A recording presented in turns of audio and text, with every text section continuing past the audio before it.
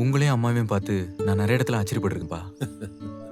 உங்க 2 பேருக்கு நடுவுல இருக்கிற அந்த லவ், அண்டர்ஸ்டாண்டிங், கேரிங் சான்ஸே இல்ல.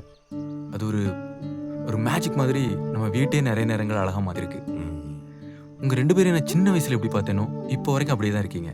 அதுதான் எப்படின்னு புரியலப்பா. அதுக்கு ஒரு ஐடியா இருக்கு, சொல்லட்டுமா? ஆ சொல்லுங்கப்பா. ஆ, உன் ஒய்ஃபு கிட்ட தோத்து போயிடு. எப்பவும் இல்ல, நீ அவளுக்காக தான் தோத்து போறேன்னு அவளுக்கு தெரியற வரைக்கும். அது மட்டும் அவ புரிஞ்சுக்கிட்டா, அதுக்கப்புறம் உன்னை தோக்கவே விட மாட்டான். லைஃப் ஃபுல்லா உன்னை ஜெயிக்க வச்சுட்டே இருப்பான்.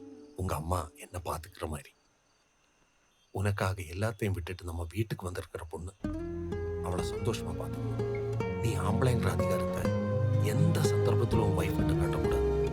ஏன்னா அவ உன்னில பாதி. ம். சரிப்பா. 2 பேரும் எப்பவும் சந்தோஷமா இருக்கணும். அம்மா தேடுவா, நான் கீழே போறேன். ம். சரிப்பா.